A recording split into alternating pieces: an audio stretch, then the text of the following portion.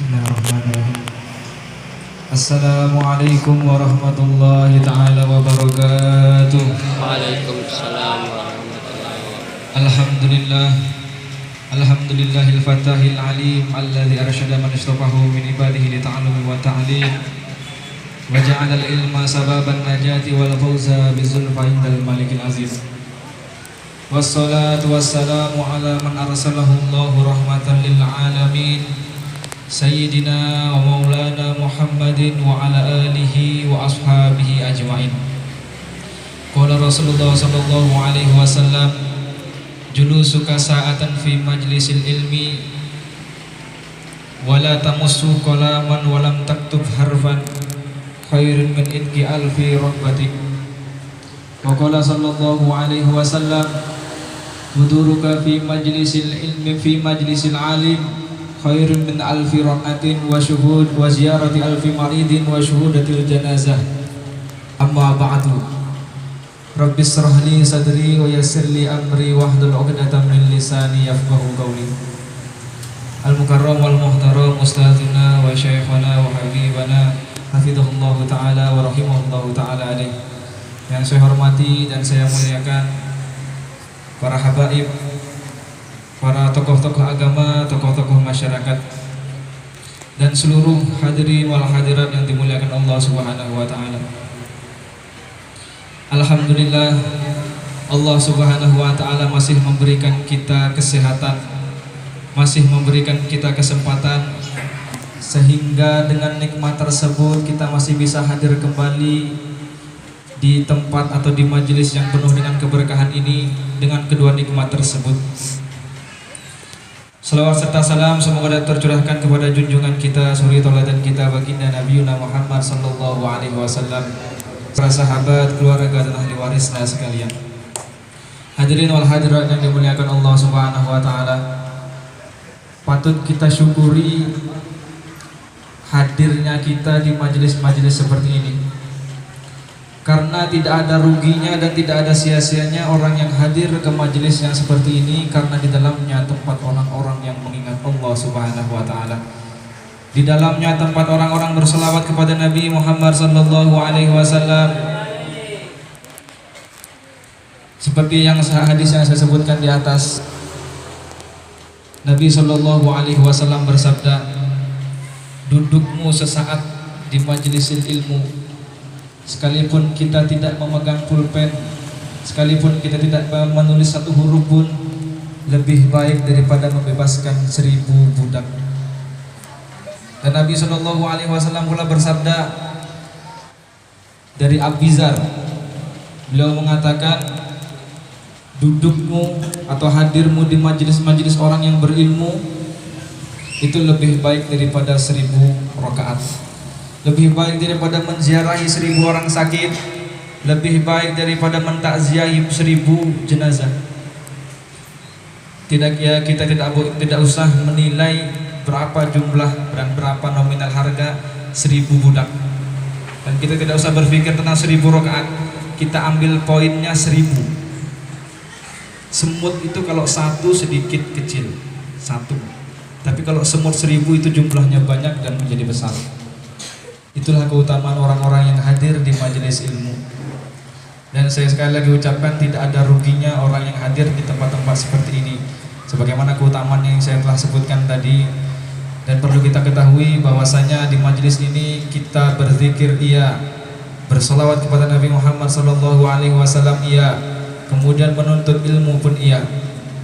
Dalam sebuah hadis Nabi sallallahu alaihi wasallam menyebutkan, ad-dunya mal'unatun, dunia ini terlaknat, mal'unun ma fiha, semua yang di dalam dunia ini semuanya terlaknat, illa zikrullah, kecuali orang-orang yang berzikir, kecuali orang-orang yang ingat kepada Allah Subhanahu wa taala, au aliman wa muta'alliman, atau orang yang belajar dan orang yang mengajarkan.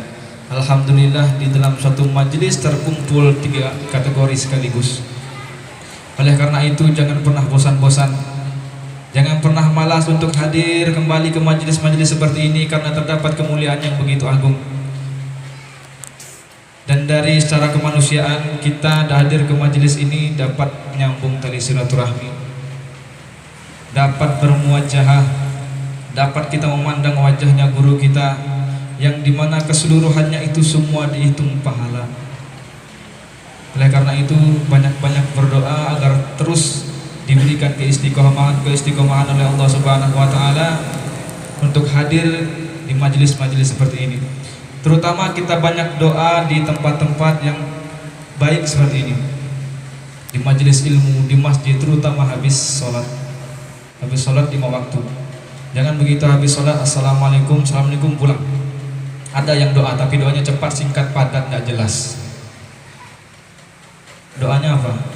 Ya Allah seperti kemarin, ya Allah seperti biasanya. Ini kita berdoa bukan langganan Kang Bakso. Kalau Kang Bakso Bang pesan seperti kemarin, tahu dilayani. Ini kita berdoa. Ada lagi yang lebih ekstrim. Ya Allah, Engkau maha mengetahui, Engkau pasti lebih tahu apa yang saya mau. Amin. Selesai pulang. Ibaratkan seperti ini. Kita datang ke bengkel, bawa motornya rusak. Datang ke bengkel, kemudian kita tinggal, langsung pulang. Kemudian besok pagi diambil, kira-kira motornya jadi enggak? Enggak jadi, karena enggak tahu rusaknya apa. Ya orang bengkel tahu bahwasanya kalau setiap orang bawa motor pasti motornya rusak, perlu dibenahi. Tapi dia tidak tahu sela yang mana yang perlu dibenahi. Oleh karena itu kita kasih tahu supaya orang bengkel tahu dan diperbaiki motornya. Itulah perumpamaan doa. Kan bisa saja tukang bengkel itu membenahi semuanya, akan tetapi takut dikhawatirkan tidak sesuai dengan keinginan. Bisa saja Allah Subhanahu wa taala mengabulkan semua doa kita, akan tetapi yang dikhawatirkan kita akan lupa daratan. Kita lupa akan pemberian Allah Subhanahu wa taala. Hadirin wal hadirat yang dimuliakan Allah Subhanahu wa taala, jangan sampai malas berdoa, terutama di tempat-tempat yang baik, dan lebih utama lagi setiap habis sholat. Nabi Shallallahu Alaihi Wasallam mewasiatkan, menyampaikan kepada Muaz bin Jabal, salah satu sahabat Nabi yang ahli fikih, seorang gubernur di daerah Yaman. Nabi mengatakan, wahai Muaz, jangan sampai engkau meninggalkan setiap habis sholat 3 perkara doa ini. Allahumma a'inni ala zikrika wa syukrika wa husni ibadati. Ya Allah, bantulah aku untuk terus mengingatmu. Ya Allah, bantulah aku agar terus bersyukur kepadamu. Ya Allah, bantulah aku agar terus beribadah dengan baik kepadamu. Itu doa habis sholat minimal dibaca. Jangan sampai tidak doa sama sekali. Paling minimal Rabbana atina fid dunya hasanah wa fil akhirati hasanah wa qina azabannar. Oleh karena itu hadirin wal hadirat yang dimuliakan Allah Subhanahu wa taala, di tempat-tempat yang baik seperti ini kita manfaatkan dengan sebaik-baik mungkin, karena di tempat-tempat seperti ini tidak lain jikalau kita berdoa pasti akan Allah kabulkan. Amin amin ya rabbal alamin. Mudah-mudahan Allah Subhanahu wa taala selalu memberikan kita keistiqomahan dalam menghadiri majelis ilmu ini. Amin amin ya rabbal alamin. Ya muhawwil ahwal hawwil halana ila ahsanil hal. Ya muqallibal qulub tsabbit qulubana ala dinik wa ala ta'atik. Akhirul kalam, Allahu musta'an, wa billahi taufiq wal hidayah wa ridha wal inayah. Assalamualaikum warahmatullahi wabarakatuh. Perkara keutamaan majelis ilmu ini saking banyaknya dan saking seringnya disampaikan, sehingga sebagian orang menganggap itu seperti yang sudah biasa, karena sering didengar, menganggapnya sehingga jadi itu perkara biasa sudah, lebih mulia daripada 1000 rakaat. Kita ini sanggupkah sholat 1000 rakaat atau menziarahi orang sakit 1000 orang sakit, atau mengantar jenazah 1000 jenazah? Sanggup mungkin kita? Di mana dapat 1000 jenazah? Kecuali waktu tsunami aja, itu pun tidak bakalan sanggup diurus. Jadi saking banyaknya sudah sering diucapkan, seolah-olah itu menjadi seperti perkara biasa. Apalagi ketika dikatakan seperti membebaskan 1000 budak. Bagian orang mungkin apa maksud membebaskan 1000 budak? Budak itu, orang yang punya budak itu berarti orang kaya. Dan harga budak itu tidak murah. Yang kedua, orang yang membebaskan budak itu berarti dia memanusiakan manusia. yang tadinya jadi budak diperintah. Budak itu kalau dia dapat emas itu milik tuannya, kalau dia kerja itu milik tuannya. Jadi seluruh yang ada pada dirinya itu milik tuannya. Bahkan kalau budaknya perempuan dia boleh terserah mau diapanya boleh semua. Nah ketika kita bebaskan dia jadi manusia yang utuh. Kira-kira berapa nilainya? Kalau dikali 1000 berapa nilainya? Jadi makanya saya bilang saking sering disampaikan sehingga itu menjadi perkara yang seolah-olah itu perkara biasa. Oleh karena itu Habib Salim Asy-Syadzili mengatakan kemuliaan hadir di majelis ilmu itu nanti orang tahu, dia tahu kemuliaannya, dia rasakan ketika dia sakaratul maut, ketika dia berada di alam kubur, ketika dia dikumpulkan di padang mahsyar, baru dia melihat kemuliaan hadir di majelis ilmu. Sampai dalam satu kisah ada sahabat Nabi satu kali pernah duduk dengan sahabat, tiba-tiba Nabi bilang waalaikumsalam warahmatullahi wabarakatuh. Sahabat bilang manusallim alaika ya Rasulullah, kami tidak ada mengucapkan salam ya Rasulullah. Kenapa kau menjawab salam? Salam siapa yang kau jawab? Sahabat. Rupanya pada saat itu seorang sahabat yang sudah mati syahid namanya Abdullah At-Tayyar, digelar Abdullah At-Tayyar, datang. Dia itu sudah meninggal dunia, sudah meninggal. Dia datang mengucapkan salam. Abi ceritakan, aku hukum saudara kalian Abdullah atau Ja'far gitu. Abdullah ya, Abdullah bin Ja'far At-Tayyar. Jadi dia itu sudah meninggal dunia, kemudian dia sudah dimasukkan ke surga karena kemuliaan mati syahidnya. Tapi rupanya ini Abdullah ini sampai di surga, dia boleh pergi surga kemana saja dia pergi, turun naik surga. Waktu dia meninggal itu gara-gara mati syahid, dan ketika dia mati syahid itu tangannya putus dua-dua.